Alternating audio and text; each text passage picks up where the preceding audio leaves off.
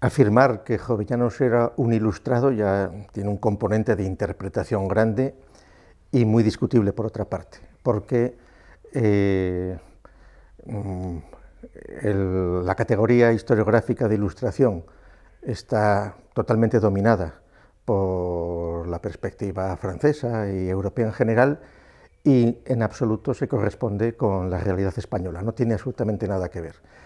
Y cuando muchos profesores y muchos teóricos quieren forzar una ilustración que además la presentan como las luces sobre la oscuridad, pues de una monarquía, de una iglesia que todo pues no se están enterando de nada, porque la diferencia fundamental es que España era la cabeza de un imperio que estaba en vías de ser transformado y que su destrucción se produjo precisamente por los frutos del propio desarrollo económico, social de los ilustrados franceses, con una monarquía absoluta, etcétera, etcétera, y después de la revolución tan francesa, tan tremenda, pero que trajo consigo otro emperador, Napoleón, que se coronó a sí mismo. Entonces, ahí hay que empezar a matizar mucho, y decir que cuando se habla de ilustración como crítica, como luces, etcétera, vamos a ver, en España, antes de la Ilustración está el padre Feijó y está el criticón de Gracián.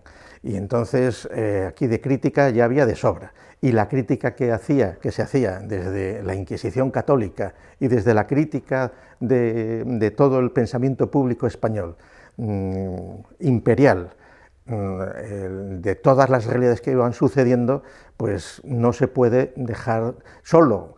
Protestantes, enemigos franceses, etcétera, podrán decir lo que quieran. Y el papanatismo que siguen los académicos españoles, pues se les llena la boca diciendo que Jovellanos era un ilustrado, como si eso ya fuera un adjetivo que sirve para salvar a cualquiera. Y el colmo es ya cuando se dice y el padre Feijó era un preilustrado. Y digo, pues vale, apaga y vamos. Entonces ya, menudo rigor.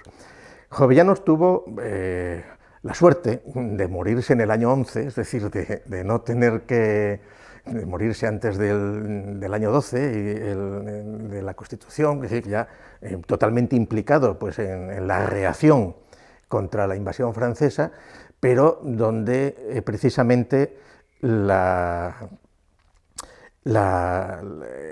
proceso de irrupción de lo que se va a decir liberalismo y liberalismo español, pues viene después. Es decir, Jovellanos se muere 1 o 2 meses antes de que tengamos vestigio escrito del término liberalismo. O sea, el término liberalismo aparece en diciembre de 1811 en una publicación de Cádiz, y ya se había muerto Jovellanos. Es decir, Jovellanos pudo oralmente haber oído hablar liberalismo, pero por escrito no hay testimonio hasta el año 11. De la misma manera que el sintagma o que el rótulo liberalismo español no se acuña hasta el año 21, 10 años después. Estamos ahora pues, casi en el segundo centenario. ¿Qué quiere eso decir? Pues que siempre que se habla de Jovellanos como liberalismo, pues ya son reinterpretaciones ulteriores.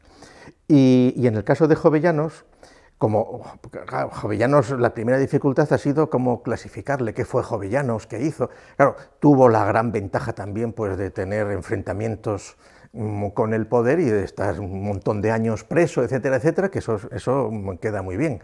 Y eso permite entonces fenómenos tan pintorescos como los que se producen todos los años delante del monumento a Jovellanos en Gijón, cuando van a hacerle ofrendas florales, pues elementos del Partido Popular, elementos de Foro Asturias, que es una escisión del Partido Popular, elementos del PSOE, elementos de la izquierda y hasta de la extrema izquierda. Es decir, a Jovellanos lo reivindica todo el mundo, lo cual pues,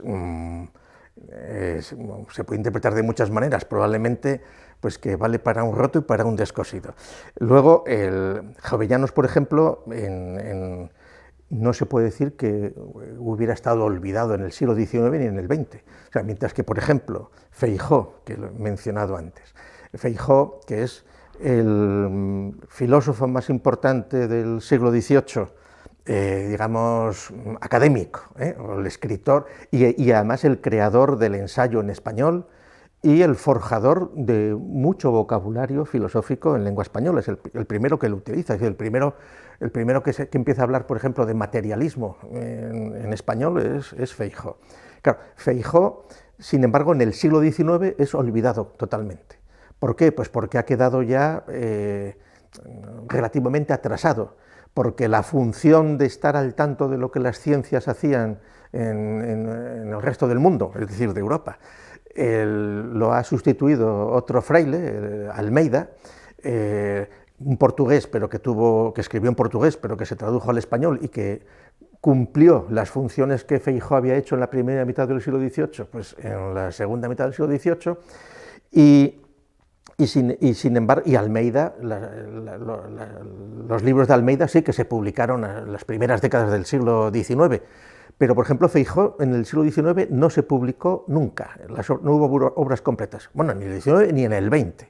A Feijoo, la primera edición de sus textos completos que se hizo a finales del siglo XX, lo hicimos nosotros y en Internet, en formato digital, en texto, no en facsímil, porque en el año 99 todavía no se podían poner facsímiles en Internet.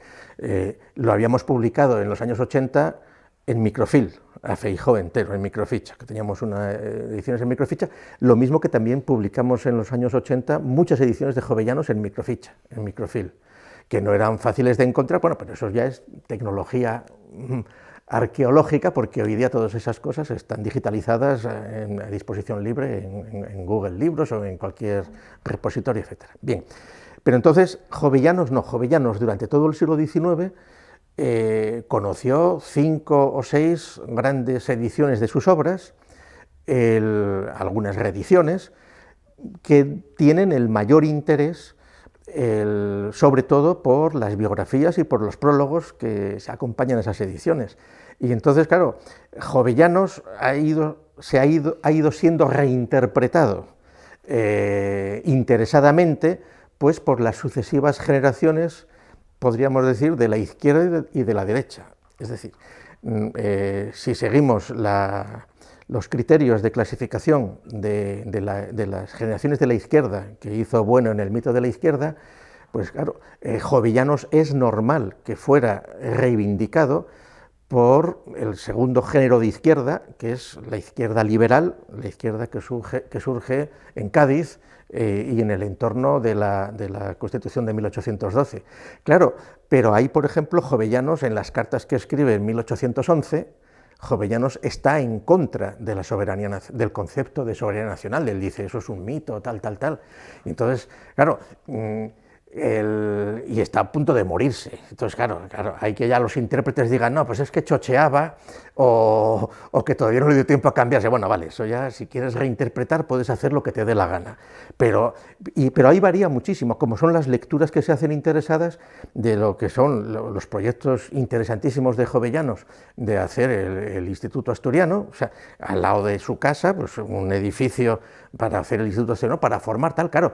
Entonces, eso se lee anacrónicamente como algo progresista, impropio del antiguo régimen, etc. Pues no, al revés, es decir, que, vamos a ver, Inglaterra todavía no ha salido del antiguo régimen, es decir, su reina es la papisa, y entonces, es decir, que querer asociar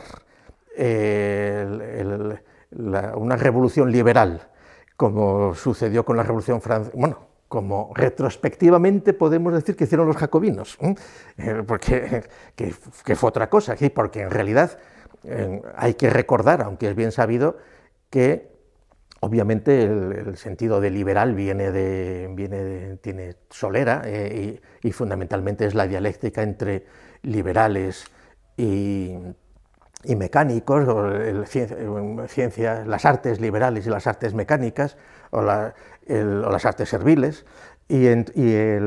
Pero liberalismo no, liberalismo es un término que se acuña en el año 11 y de ahí se exporta luego, lo cogen ingleses, franceses, alemanes. Cuando se empieza a hablar de liberalismo como es algo nuevo, que luego retrospectivamente se reinterpreta como liberales a señores del 18, del 17, y entonces algunos dicen son protoliberales, no sé qué, no, pero normalmente se ha introducido en la bibliografía y la confusión es total porque se está ya atribuyendo al rótulo de liberalismo primigenio que surge en la España de la Revolución Liberal, que adquiere ese nombre además propio y que es la propugnada por la segunda generación de la izquierda liberal. La izquierda liberal sí que va a apoyar a Jovellanos y van a promover ediciones. Pero ¿qué sucede? Claro que pasados los años, cuando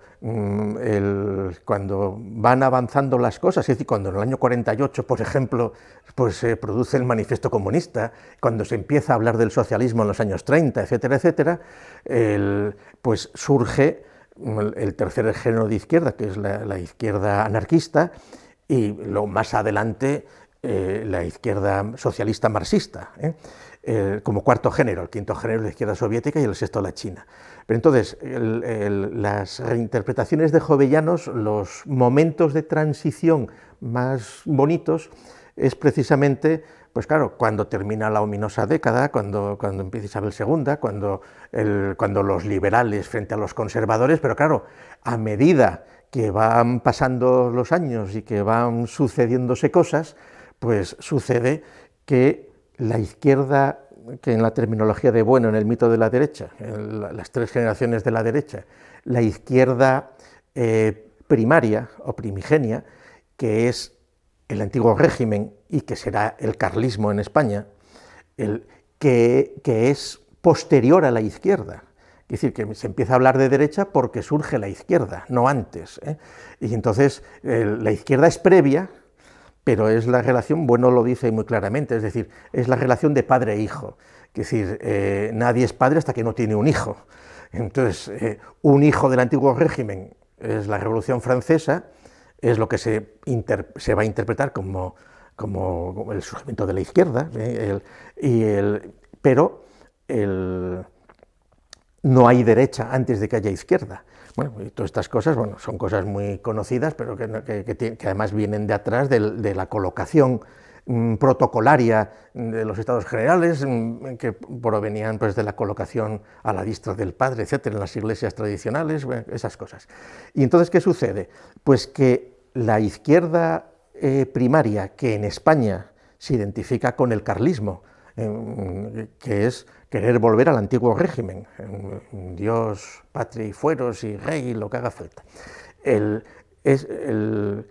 La derrota de esa izquierda primaria y la introducción de las dialécticas socialistas va a determinar el surgimiento de la derecha liberal. Y entonces ese es un mecanismo que no es nada sencillo de analizar, que no se produce, que no es blanco y negro, y bueno, después de la derecha liberal, habla de la derecha socialista, que la derecha socialista en España empieza con Maura y arquetipos de derecha socialista, pues es Primo de Rivera y es el régimen del general Franco, es la derecha socialista. Y entonces claro, porque todo eso está ya en función de la Revolución de Octubre, pero eso ya viene mucho más tarde. Pero lo interesante es cómo Jovellanos entonces, las reinterpretaciones de Jovellanos, y pasa algo también con Donoso Cortés. Es decir, a Donoso Cortés, un texto de la memoria sobre el estado de la monarquía de Donoso del año 32, en la cual mantiene posiciones contrarias a... Claro, en esa memoria obviamente no habla ni de liberales, ni lo que habla es de blancos y negros, pero blancos y negros que es terminología puesta en circulación por el carlismo. Ellos son los blancos y el enemigo son los negros. Y entonces Donoso, él se pone con los negros, o sea, él defiende, bueno, pues los editores del Marqués de Valdegamas, una vez muerto, ese texto no lo reincorporan hasta los años 90, y con una nota diciéndolo, bueno, pues era cómo se nota el joven Donoso que está influido por los liberales y cosas así. Pero bueno, pero es que hay otros autores que incluso quieren hacer ya equilibrios entre esa izquierda y esa derecha con un centro democrático, unos anacronismos que dan pena. Y entonces eso es un asunto muy interesante, es decir, la reinterpretación de las lecturas de Jovellanos en términos de liberalismo, y por supuesto de liberalismo en el sentido clásico del liberalismo español, de las Cortes de Cádiz, porque luego, obviamente, pues el propio concepto de liberalismo va evolucionando y entonces poco tiene que ver, pues qué sé yo, el liberalismo es pecado de Salva Salvani y cosas de estas. Y que, bueno, o no digamos nada ya cuando el liberalismo se pasa al terreno económico o al terreno moral, etcétera, etcétera. Quiero decir, hoy día, pues salones de masaje o saunas que se apellidan liberales, pues es donde uno coge la viruela del mono y cosas de esas. Pero claro, ¿qué tiene que ver eso con el liberalismo que frente al carlismo de las primeras, de los años 20, 30, 40 del siglo XIX? Pues no tiene que ver nada. Entonces, Jovellanos se podría decir que si ha mantenido su fama y no se han olvidado sus informes como los de otros autores, es precisamente porque tocó asuntos de actualidad, la reforma agraria, la educación, y porque fue reincorporado como un autor de referencia, reinterpretado por sucesivas generaciones, de la izquierda liberal, de la derecha liberal, más adelante queriendo ser salvado también desde posiciones socialistas, y por eso lo reivindica, hoy se le reivindica, e incluso pues Silverio Sánchez Corredera, en su magnífico libro Jovellanos y el jovellanismo, donde analiza estas cosas, que fue una tesis doctoral que yo tuve el placer de dirigirle en el 2003, me parece, y que el libro lo publicamos en la Fundación Gustavo Bueno en el 2004, son 800 páginas.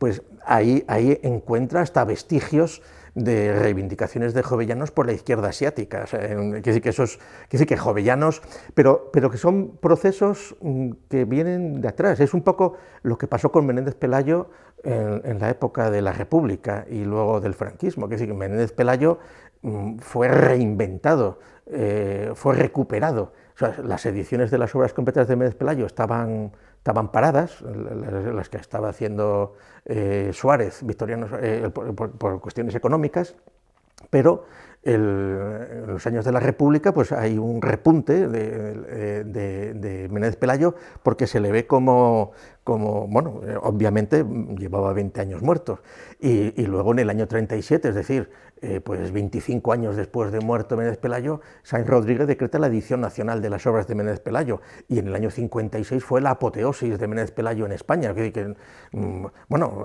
hasta el público llegó a darle asco, porque estaba Menéndez Pelayo hasta en la sopa, ¿no? Le hizo mucho daño a Menéndez Pelayo, pero bueno, pero algo parecido pasa también, por ejemplo, en Cuba, con Martí, con José Martí, que sí, José Martí, que no era marxista ni se le esperaba, pero José Martí, que no fue olvidado, que hay ediciones en los años 30 de Martí, pero fue luego recogido íntegramente por la revolución castrista, y entonces pues ahí los hermeneutas cubanos andan investigando también a ver si se pueden encontrar briznas de marxismo en Martí o cosas así, cuando no tiene nada que ver. Quiero decir que en ese sentido Jovellanos tuvo suerte, y muy probablemente por las circunstancias azarosas de su vida, de haber estado preso y estas cosas, que de otra manera, pues si se hubiera hecho una lectura de antiguo régimen, ¿no?, y de que lo que pretendía con el Instituto Asturiano pues era encontrar los mecanismos para mejor explotar a los obreros o a los trabajadores o a los siervos del antiguo régimen, pues sería visto como un cruel y avanzado y sofisticado explotador, y no como una figura gloriosa a la que recordar. Jovellanos no es una planta exótica que crezca ahí, que nazca en Gijón y que se ponga... No, no, vamos a ver, Jovellanos es un funcionario del imperio, y de un imperio potentísimo que en los años en los que Jovellanos está trabajando está, claro, sujeto a los efectos de la Revolución Francesa y el pánico que eso produjo en toda América, y las mímesis y las prevenciones, porque no hay que olvidar que la propaganda revolucionaria llegó y que la Revolución Francesa aceleró la toma de conciencia de los criollos americanos para intentar emanciparse de la metrópolis. Y por la parte eclesiástica lo mismo.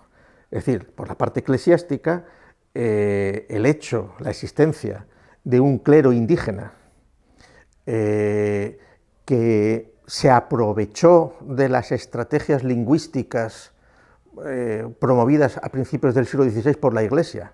Quiere decir que en principio, cuando se diseña la conquista y hispanización y cristianización del Nuevo Mundo, los clérigos dicen que hay que ven la ocasión de hacerlo en latín. Es decir, ellos iban a poner la parte educativa y los soldados pues la parte organizativa. Y entonces Fernando el Católico dice que no, que hay que enseñar en español. Y inmediatamente entonces la postura de la Iglesia es decir, es que estos indios que iban a entender el latín, porque se lo íbamos a enseñar y ellos van a aprender, pero claro, no hay que olvidar que el latín ya está decadente, que se están empezando a utilizar las lenguas vulgares en la literatura, en todo, en el siglo XV, etcétera, etcétera, y entonces el Nuevo Mundo, al cual sí que España evita llevar delincuentes, evita llevar lecturas disolventes que hagan perder el tiempo, no facilita que vayan mujeres para que se produzca la mezcla. Bueno, todas estas cosas bien sabidas, la Iglesia dice que esta es la ocasión de que el Nuevo Mundo sea nuestro. ¿Sí? Porque si les enseñamos a hablar latín a los indios, controlamos el negocio. Y entonces la postura fue, no, si seguís con estas historias os volvéis todos. Y entonces, ¿qué es lo que sucede? Que la estrategia de la Iglesia inmediatamente es decir, no, español no lo van a entender, se van a perder esas almas, hay que aprender las lenguas indígenas. O sea, el invento del indigenismo fue por reacción y en la lucha obvia del antiguo régimen entre el trono y el altar. O sea, ¿quién iba a ser quien controlara a esos hombres? Y entonces, desde el punto de vista del trono, el Nuevo Mundo, la Nueva España, lo que sea, son soldados y muy pronto son futuros españoles. Desde el punto de vista de la Iglesia son futuros católicos. Y esto antes de la Reforma Protestante, o sea, antes de que pusiera... Es decir, la Reforma ya lo cambió todo. Y la Reforma no se hubiera producido si no hubiera sido por el descubrimiento de América, evidentemente, que decir que eso rompió todo el equilibrio geopolítico del momento. Y entonces, ¿qué sucedió? Bueno, pues que las disputas del trono y del altar en los virreinatos y todas estas cosas fue muy grande, quiere decir que pero se produjo en el 18 una dialéctica que fue la siguiente, y eso fue lo que facilitó la gramaticalización de las lenguas amerindias. O sea, hay gramáticas del náhuatl, etcétera, antes de que hubiera gramáticas del inglés o del francés. Es decir, que la primera gramática moderna es la de Nebrija, justo de 1892, y después son las gramáticas de las lenguas americanas, que eso luego se suele olvidar también, y llegan en el siglo XX pues, los del Instituto Lingüístico de Verano a querer estudiar las lenguas, como si lo hubieran descubierto. Eso, no me fastidies. Bueno, pero entonces, la dialéctica se produjo cuando en el siglo XVIII, por efecto de las universidades, de la educación, etcétera, ya hay suficientes clérigos de origen indígena que conocen perfectamente las lenguas vernáculas. y que entonces que están en posiciones no de practicar secesionismos, porque no iban por ahí, sino de tener puestos de más prestigio que los clérigos que venían de la península y que no conocían aquello. Entonces ahí se produce una dialéctica muy, muy divertida.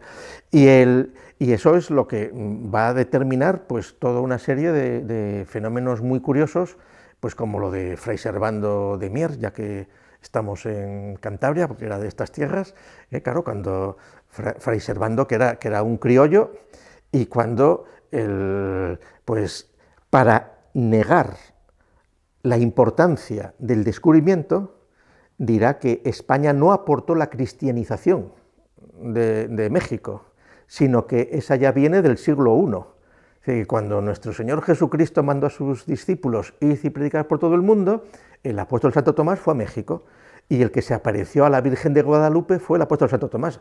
O sea, esa historia la cuenta después de la Revolución Francesa, 1893, 94, 1793-94, claro, inmediatamente lo meten en la cárcel y lo mandan aquí a Santander, a un convento ahí, y entonces pero bueno, volviendo a lo que íbamos,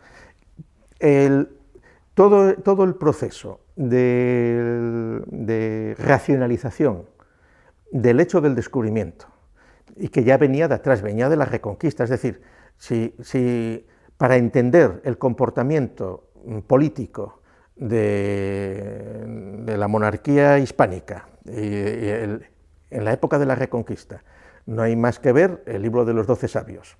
El libro de los 12 sabios escrito en la corte de Fernando III, pues el libro de los 12 sabios se dan consejos de cómo se tiene que hacer la conquista y cómo hay que cuidar mucho de no tratar mal, o sea, saber que no es una conquista de ocupación y de expulsión, sino de incorporación.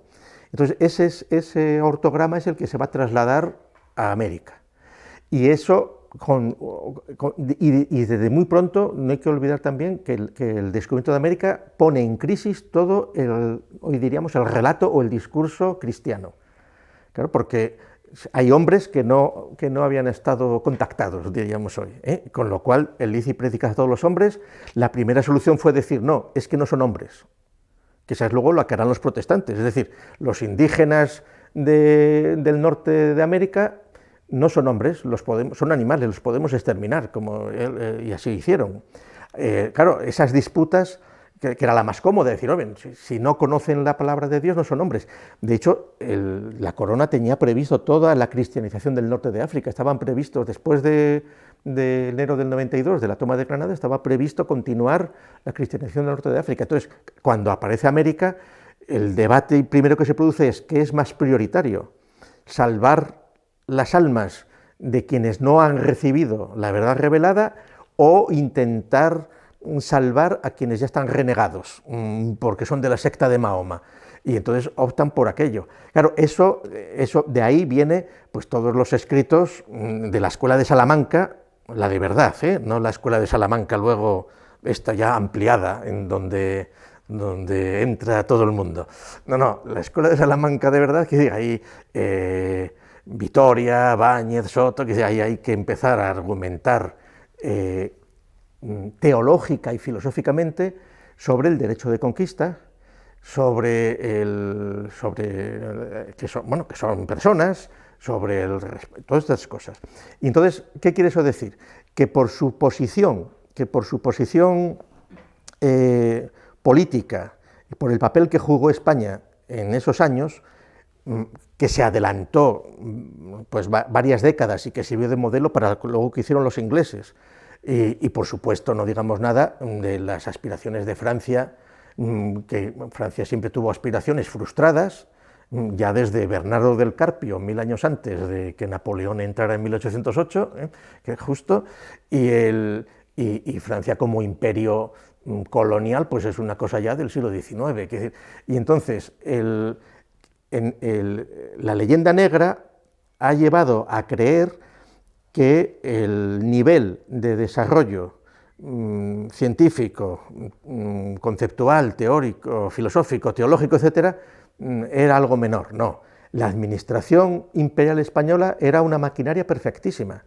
Solo hay que ver las recopilaciones de leyes de Indias, etcétera, etcétera, etcétera. Y Jovellanos está en ese contexto. O sea, Jovellanos es una pieza más de una serie de arbitristas, pero que no es porque fueran ilustrados, eso es una lectura estúpida.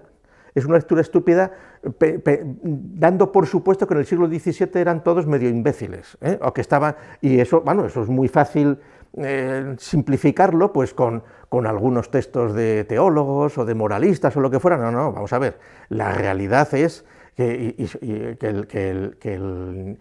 con una diferencia con respecto a lo que sucedía en Francia, que en España no hubo feudalismo como lo hubo en Francia, eso es otra cosa.